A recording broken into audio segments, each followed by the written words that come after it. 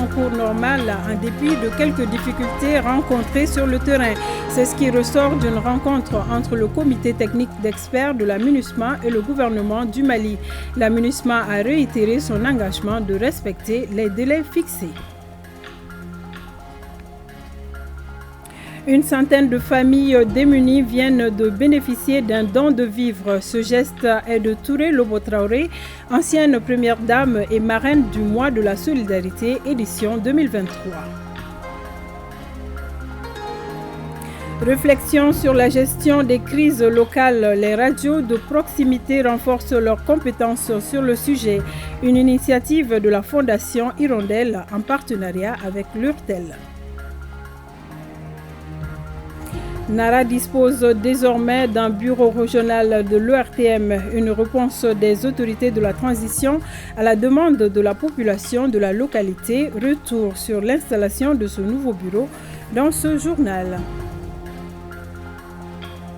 Voilà pour le sommaire. Bonsoir, bienvenue. Direction Russie, la création d'une compagnie aérienne pour la desserte nationale et sous-régionale, l'accès du Mali à des satellites de communication ou encore le financement de l'usine d'affinage.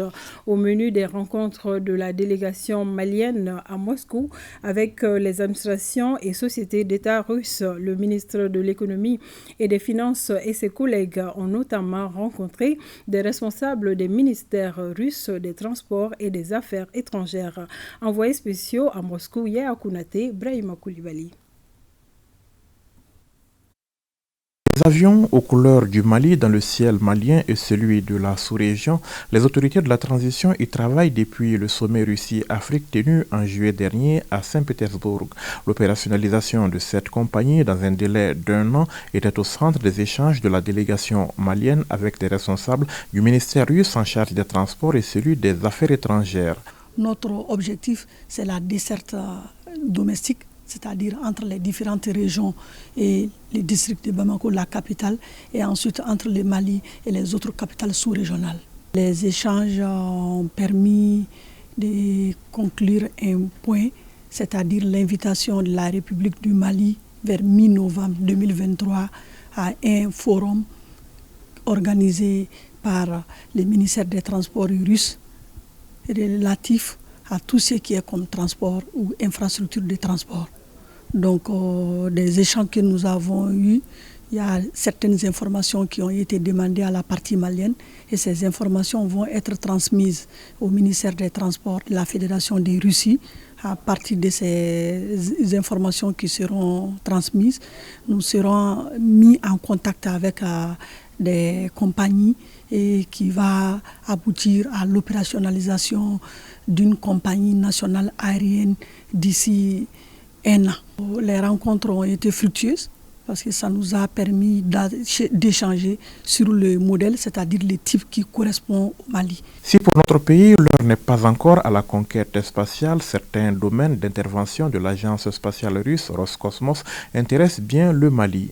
Au cours d'une rencontre avec sa filiale Glavcosmos, il a été question notamment d'utilisation par notre pays de satellites de télécommunication pour différents usages. Après les échanges, nous avons convenu que le Mali aura sûrement besoin de 2 types de satellites. Un satellite qui va être géostationnaire et qui va permettre au Mali donc, d'avoir une couverture en VSAT de l'ensemble de ses besoins en Internet, en télécommunication et dans tout ce qui concerne la surveillance du territoire.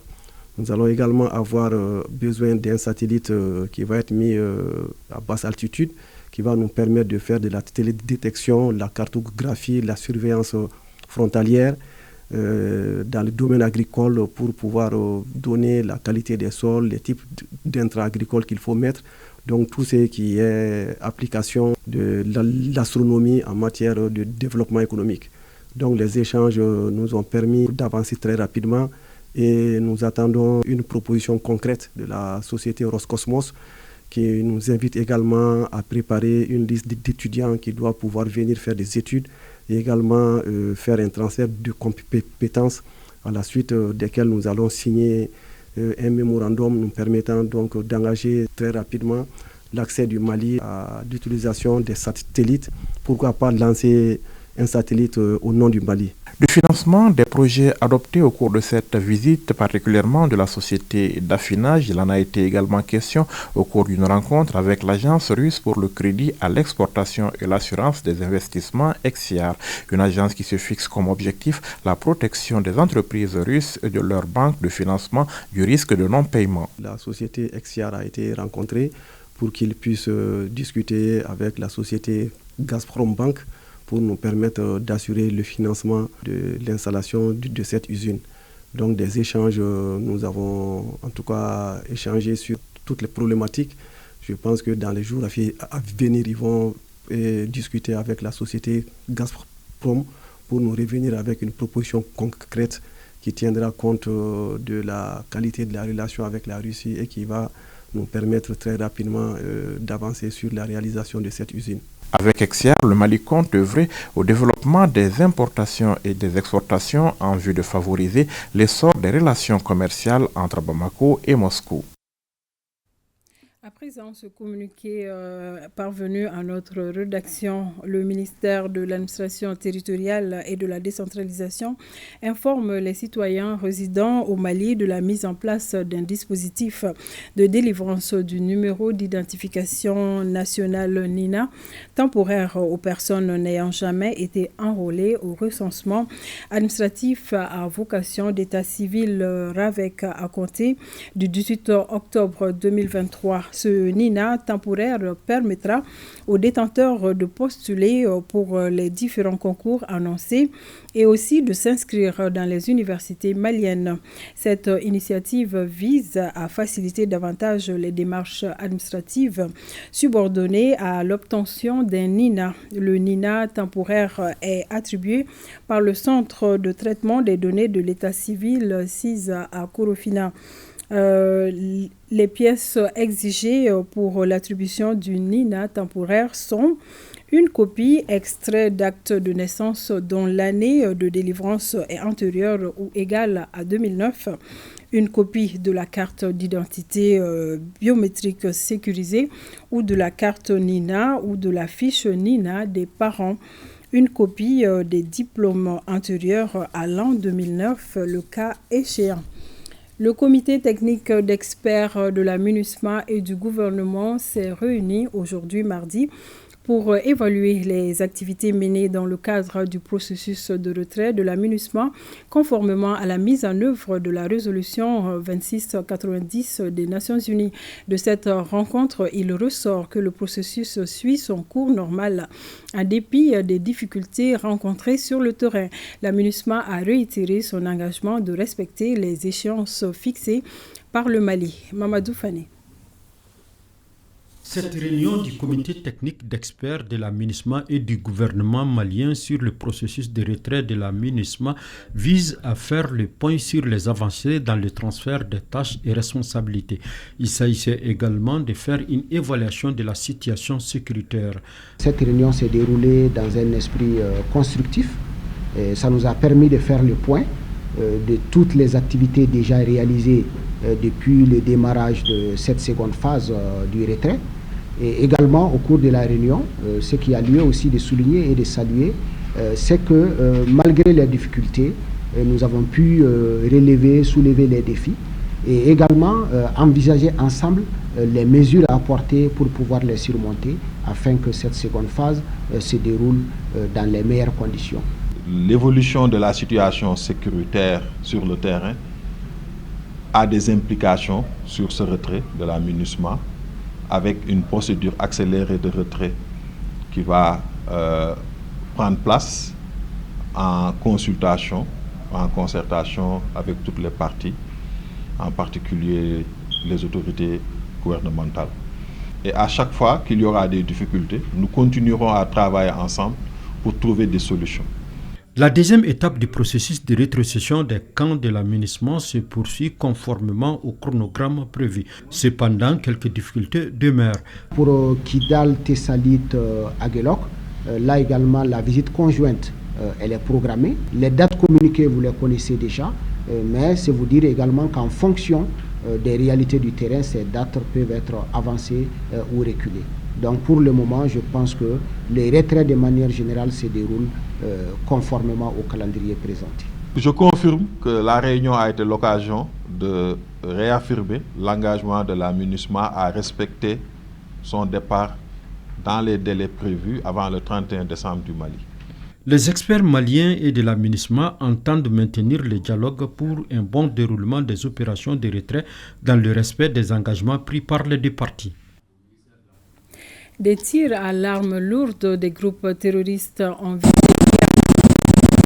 un aéronef des FAMA à l'approche de l'aéroport de Tessalit. Cette tentative visait à empêcher l'aéronef d'atterrir à l'aéroport de Tessalit. Ces positions ennemies ont été neutralisées par nos vecteurs aériens et l'aéronef a pu atterrir et repartir sans difficulté. Toutes les dispositions sont prises pour continuer le processus d'occupation des emprises de la MINUSMA par les FAMA. Unis, nous vaincrons. Le conseil communal de la commune 4 du district de Bamako vient de décerner une médaille de reconnaissance à Tera Sanata Konaté. À travers ce geste, les jeunes de la commune 4 témoignent toute leur reconnaissance à cette brave femme du 3e âge pour son combat dans le processus de l'accession de notre pays à l'indépendance et pour sa disponibilité à orienter les jeunes de l'Afiabougou. Fousseni Toukara. À 86 ans, elle bénéficie de l'attention et de la reconnaissance de sa commune pour devoir rendu à la patrie. Tera Sanata Konaté est une pionnière de l'indépendance du Mali. Elle a milité auprès des femmes qui ont contribué à l'avènement de l'accession de notre pays à la souveraineté nationale et internationale. Nous avons senti à cette vieille dame qu'elle est un patriote engagé pour son pays. Elles ont abandonné le Sénégal au profit du Mali lors de l'éclatement de la fédération. Et elle a marché avec nous le 22 septembre plus d'1 kilomètre avec les flambeaux à main, le drapeau, et pour montrer toujours son patriotisme. Malgré son âge, Tera Sanata Konaté, j'allais dire la soudanaise, elle reste attachée aux idéaux du président Modibo Keïta. Nous soutenons jusqu'à présent les idéaux du président Modibo Keïta. Pour rien au monde, on ne va pas trahir cette cause. Des témoignages sur place, on retient que l'élu du jour, au-delà de son engagement pour le Mali, est aussi considérée comme une bibliothèque. Elle est très souvent sollicitée pour orienter les jeunes de la commune 4. Une fierté pour la marraine de la 2e semaine du mois de la solidarité. Nous sommes encore sur la voie de renforcer et de consolider la solidarité au sein de nos familles, au sein de la communauté.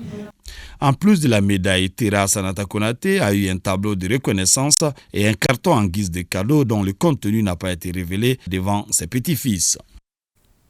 Et dans le même registre, Touré Lobo Traoré, ancienne première dame et marraine du mois de la solidarité, a remis ce mardi matin un don de vivres à une centaine de familles démunies.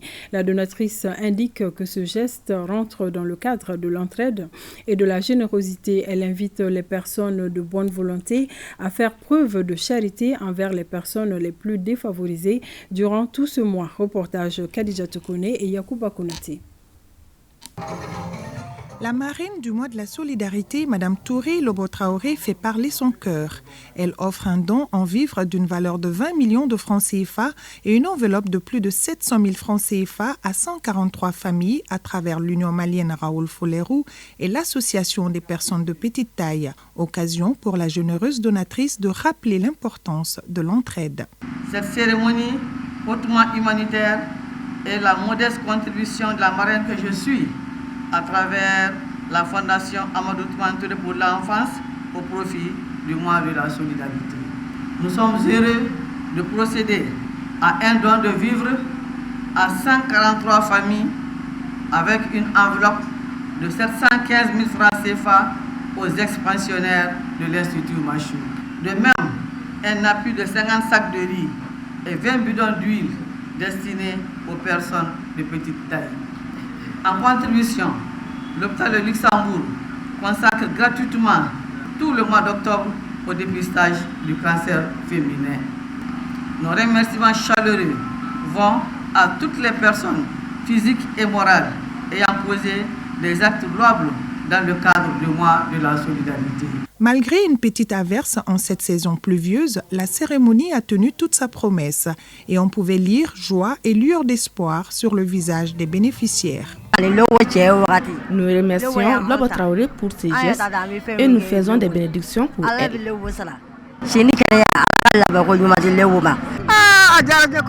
Nous sommes très heureux que Dieu donne une longue vie à Lobo Traoré. Ce geste de Touré Lobo Traoré est également salué par le ministère de la Santé et du Développement social, car il va en droite ligne de la politique de développement et de lutte contre la pauvreté au Mali. Et nous restons dans le cadre de la solidarité. Cette fois-ci, à Tombouctou, les veuves des militaires, les anciens combattants, ainsi que des enfants viennent de recevoir une quantité importante de vivres des mains du gouverneur de la région. Un geste salué par les bénéficiaires qui ont manifesté leur reconnaissance aux plus hautes autorités de la région. Yéatandina. Cette solidarité dédiée à la femme et à l'enfant a été marquée à Tombouctou par des appuis en vivres et non-vivres aux veuves et anciens combattants de la région. Ce geste des autorités de la région et leurs partenaires traduit le soutien des populations aux forces armées et de sécurité. Je voudrais saisir cette occasion pour remercier les plus hautes autorités de la transition pour l'attention particulière qu'elles ont pour nous. Encourager les soldats sur le terrain à défendre la patrie pour le retour de la paix dans notre région. Ce geste n'est pas une première. La zone militaire, le gouvernorat et le développement social sont des partenaires qui, au quotidien, apportent leur soutien aux anciens combattants et veuves. Je remercie les plus hautes autorités de cette confiance portée à ma modeste personne parmi tant d'autres femmes et leur dire que nous sommes là pour les accompagner à atteindre leurs objectifs et de mener plusieurs actions dans le cadre de ce mois de solidarité. Occasion mise à profit par les organisateurs pour soutenir aussi les enfants de déficit auditif ou mental de Tombouctou. Tombouctou est une ville de solidarité. Tombouctou est une ville d'hospitalité. Ce que vous faites au quotidien, il s'agit pour vous de le multiplier au profit des couches vulnérables. Dans la mesure du possible, chacun sentira l'État, chacun sentira les autorités, chacun sentira la nation, le soutien, la solidarité de la nation à son profit. Le mois de la solidarité et de la lutte contre l'exclusion vise à promouvoir la culture de la solidarité et la mobilisation des partenaires et populations autour des personnes en nécessité. Sur un tout autre plan, Bamako abrite depuis ce 16 octobre le colloque international du Centre d'excellence pour la gouvernance en Afrique. Cette rencontre de haut niveau regroupant une quarantaine de participants consiste à analyser les enjeux liés au manque de ressources financières dans les collectivités territoriales.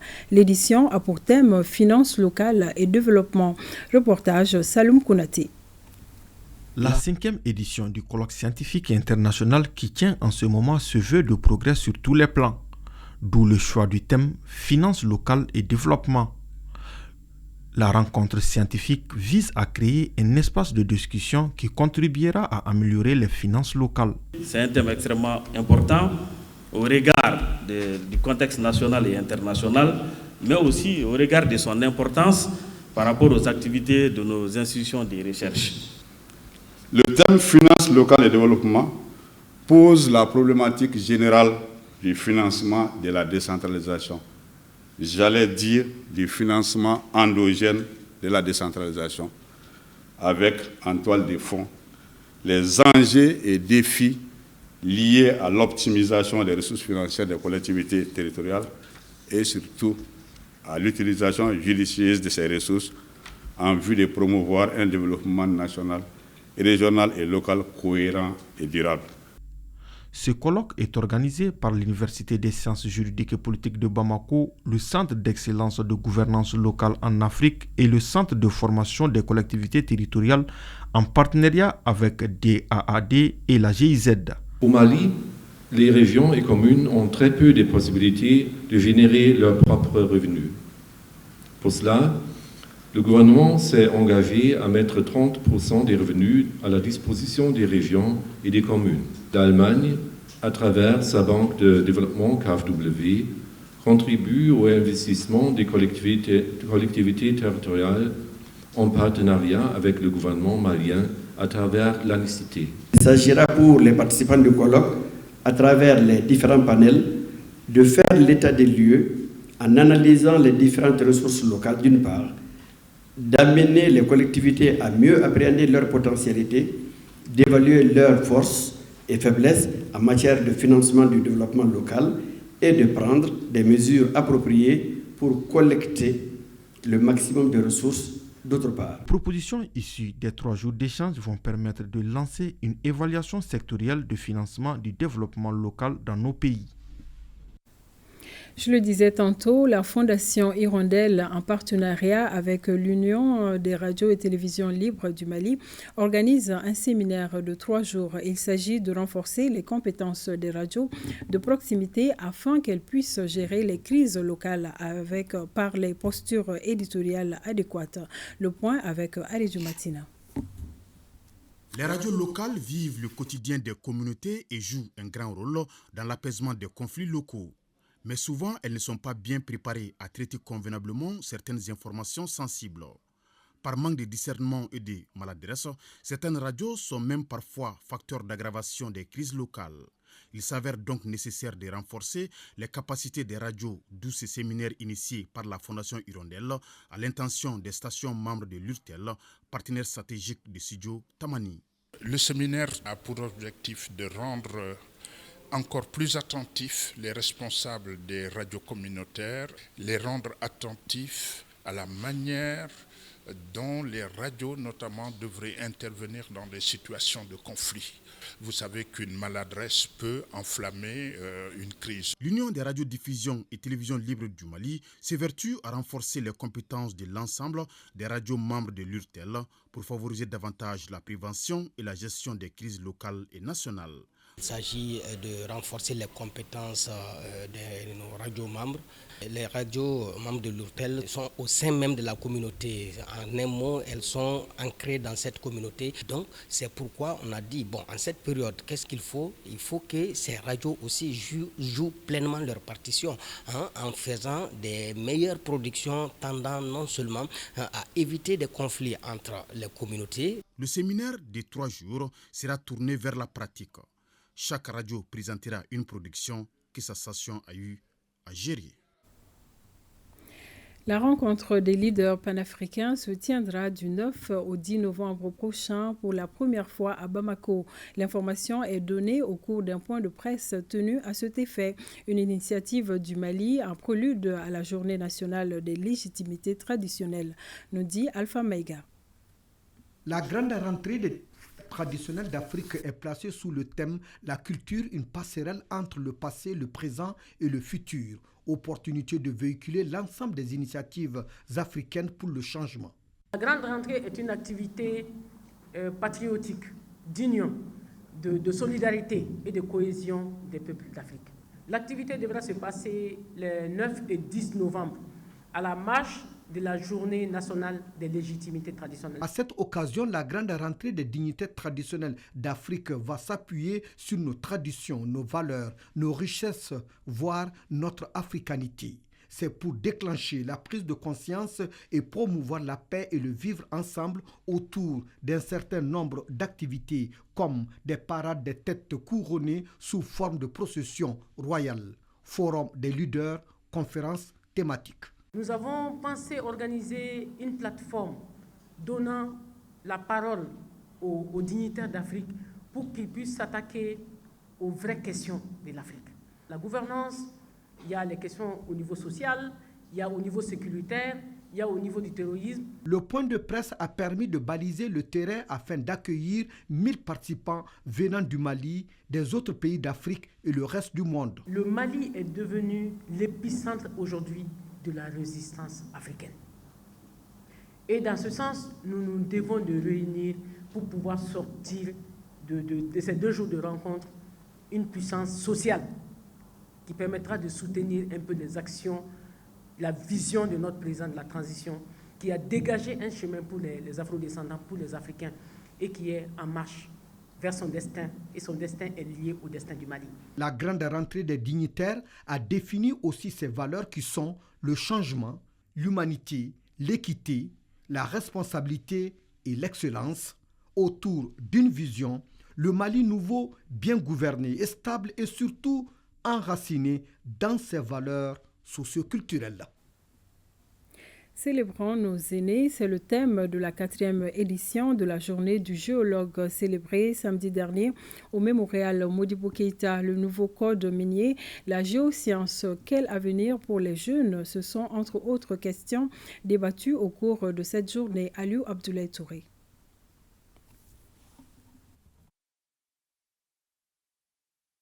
En cette 4e édition, les géologues veulent inciter les jeunes à s'inspirer de l'expérience des anciens.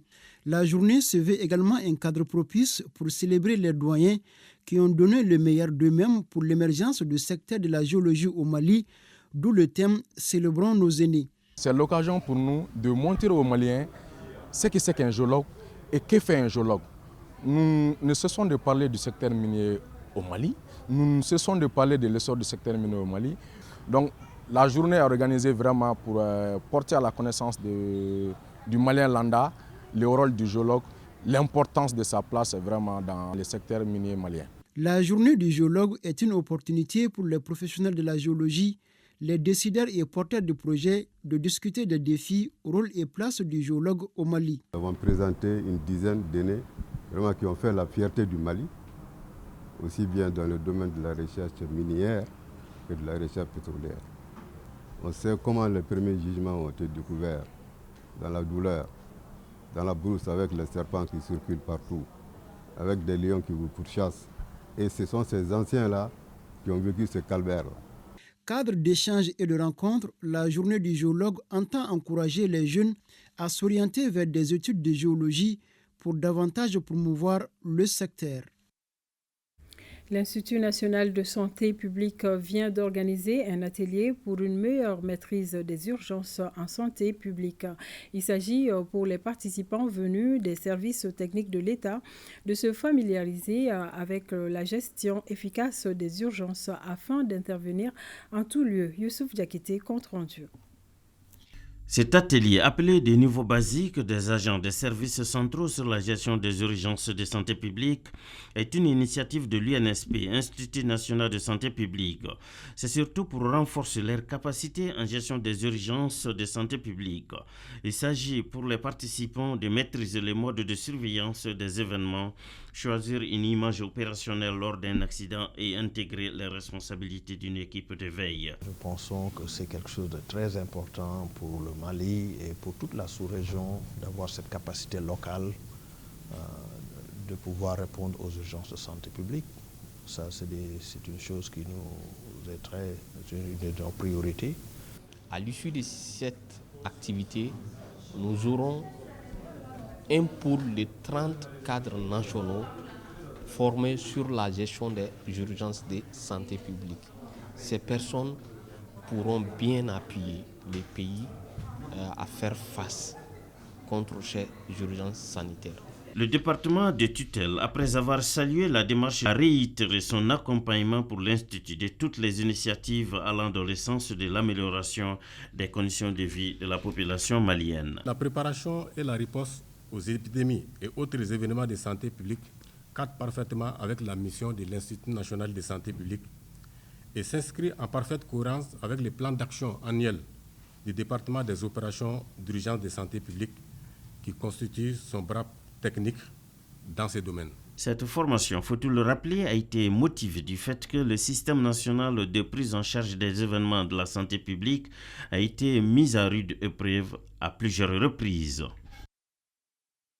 Le RTM se rapproche davantage des Maliens. Après les régions de San, Kita et Nioro du Sahel, c'est au tour de la région de Nara d'avoir son bureau. Cette réalisation est une réponse des autorités de la transition à la demande de la population de la localité.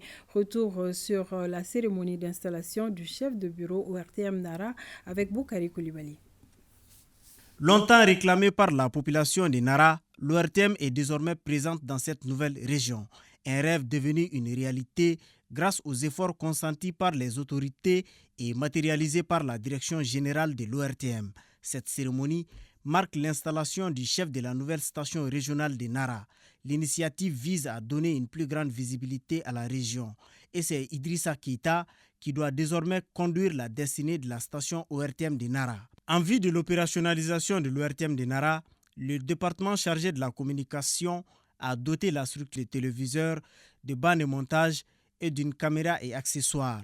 Une manière de rapprocher davantage l'ORTM de ses auditeurs et téléspectateurs.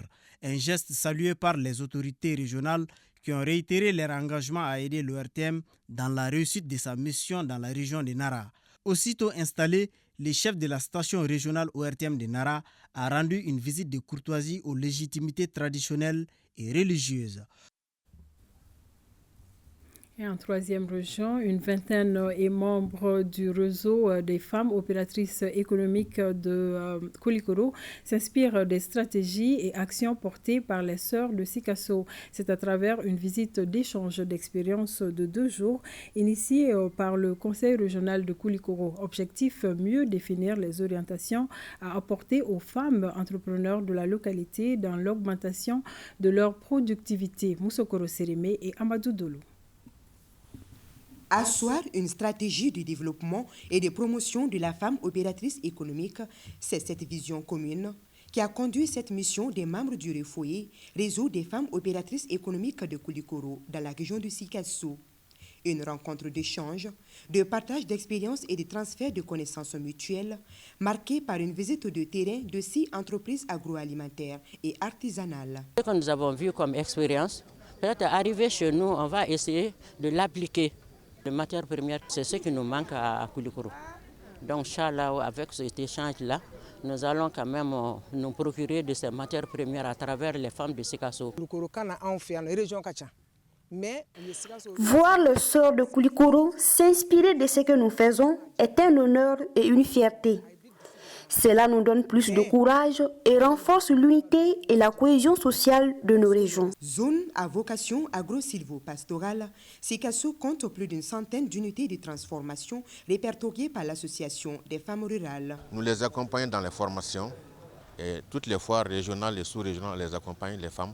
Nous disposons vraiment de beaucoup de produits dont la transformation est nécessaire et je dirais même impératif. J'apprécie cette visite de terrain car elle permettra à chaque région d'avoir une vision partagée en ce qui concerne les défis, enjeux et opportunités dans le domaine de l'entrepreneuriat dans chaque région. La visite d'échange d'expériences à Sikasso des membres du REFOE de Koulikoro s'inscrit dans le cadre de la mise en œuvre du plan d'action annuel 2023 de la collectivité région de Koulikoro qui a instauré depuis 2020 ce cadre de dialogue avec le secteur privé régional en vue de créer les conditions favorables à son développement. Lancement à Koutiala du projet Action concertée autour d'une gestion durable du foncier agricole dans les cercles de Koutiala et Yorosso, initié par l'ONG Ahmed et financé par ONU Femmes. Ce projet devra contribuer à une meilleure gestion des problèmes d'accès à la terre. Reportage Brahima Kone. Une enquête de l'ONG Ahmed révèle que plus de 80% des conflits communautaires sont imputables à la mauvaise gestion des questions foncières. D'où le lancement de ce projet intitulé Action concertée autour d'une gestion durable du foncier agricole à travers la dynamisation des commissions foncières communales et villageoises dans les cercles de Koutiala et Yorosso. C'est pour permettre aux acteurs de mettre en œuvre effectivement la loi d'orientation agricole, la loi foncière agricole, par la mise en place des commissions foncières au niveau des différents villages et de mettre en connexion ces commissions foncières avec les acteurs de la justice au Mali.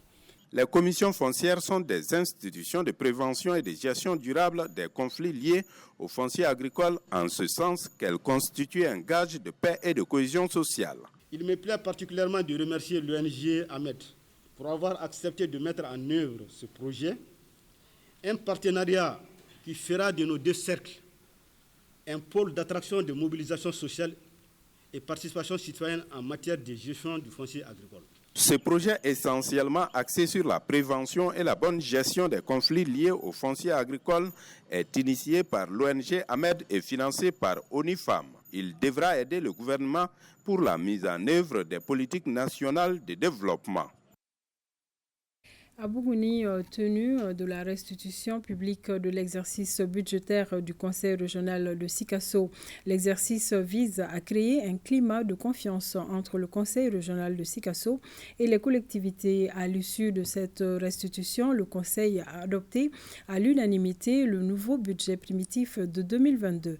Jafar Aïdara et Djibril Bagayoko. La présente restitution publique du compte administratif du Conseil régional de Sikasso vise à présenter les axes stratégiques autour desquels s'articulent les orientations budgétaires et publiques qui s'élèvent en recettes et en dépenses à plus de 4 891 370 000 francs CFA. J'ai bien apprécié à leur juste valeur vos questions et préoccupations sur les différents sujets abordés. Vos questions d'interpellation sont d'une grande importance car elles reflètent les attentes légitimes et réelles du terrain.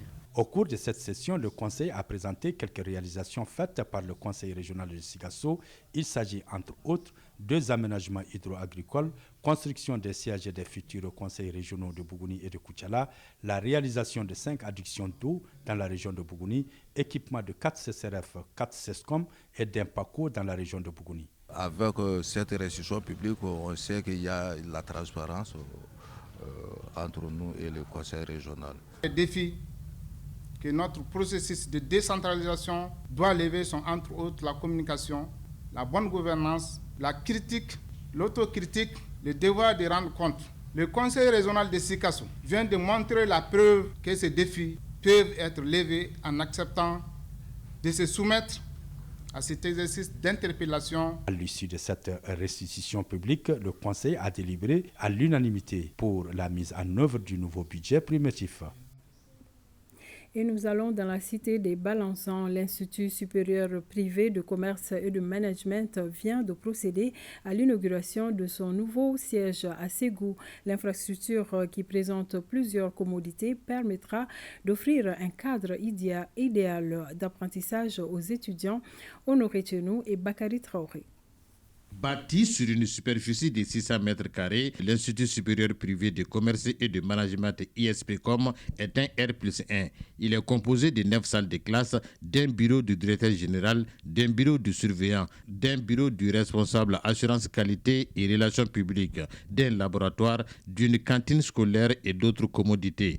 La réalisation de cette infrastructure répond non seulement à la concrétisation de la vision de notre institut, mais aussi aux attentes de l'État, qui est la création des écoles cadrant avec la politique de décentralisation de l'éducation nationale et de l'enseignement supérieur. La construction de ce joyau architectural prouve à suffisance la volonté qui anime le promoteur de prendre en considération les piliers fondamentaux du développement de son pays, dont l'éducation occupe la première place. Le joyau architectural vient à coup sûr offrir de bonnes conditions d'apprentissage aux élèves et étudiants. Cette école, monsieur le chef de quartier et ses conseillers de Misra, est la vôtre. J'allais dire que cette école que nous inaugurons aujourd'hui prend à nos yeux figure de symbole. L'école est le berceau de la République. Soyons donc fiers de cet établissement et prenons-en soin. Un sketch sur le suivi des élèves et étudiants par les parents en milieu scolaire et à la maison a aussi marqué la cérémonie d'inauguration de l'ISPCOM à Ségou.